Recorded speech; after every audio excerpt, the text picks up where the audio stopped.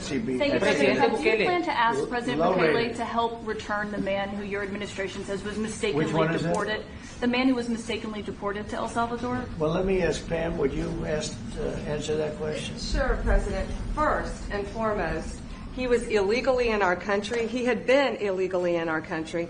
And in 2019, two courts, an immigration court and an appellate immigration court, ruled that he was a member of MS-13 and he was illegally in our country. Right now, it was additional paperwork had needed to be done.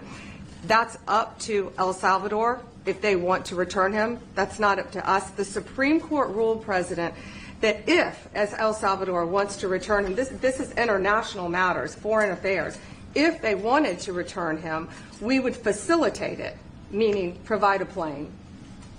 So will you return him? And you are doing a great job. Thank you. Thank you. Wait a minute. Can you just also respond to that question? Because, it's asked by CNN, and they always ask it with a slant, because they're totally slanting, because they don't know what's happening. That's why nobody's watching them. But would you answer that question also, please? Yes, gladly.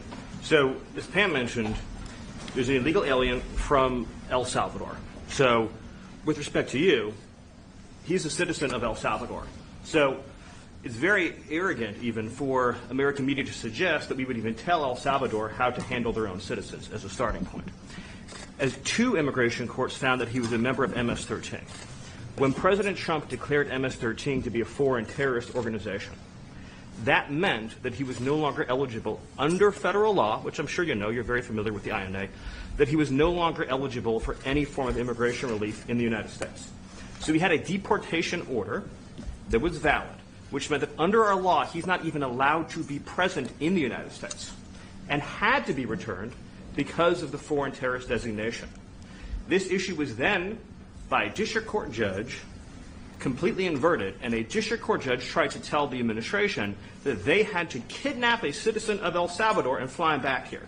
That issue was raised to the Supreme Court, and the Supreme Court said the district court order was unlawful, and its main components were reversed 9-0 unanimously, stating clearly that neither Secretary of State nor the President could be compelled by anybody to forcibly retrieve a citizen of El Salvador from El Salvador, who again is a member of MS-13, which, as I'm sure you understand, rapes little girls, murders women, murders children, is engaged in the most barbaric activities in the world, and I can promise you, if he was your neighbor, you would move right away. So you don't plan to But ask the for Supreme anyone Court's to get asking him back? to. And that- what was the ruling is that- in the Supreme Court, Steve? Was it 9-0? Yes, it was a 9-0 In our favor. in our favor against the district court ruling, saying that no district court has the power to compel the foreign policy function of the United States. As Pam said, the ruling solely stated that if this individual, at El Salvador's sole discretion, was sent back to our country, that we could deport him a second time. Well, No version of this legally ends up with him ever living here because he is a citizen of El Salvador. That is the president of El Salvador. Your questions about it, per the court, can only be directed to him.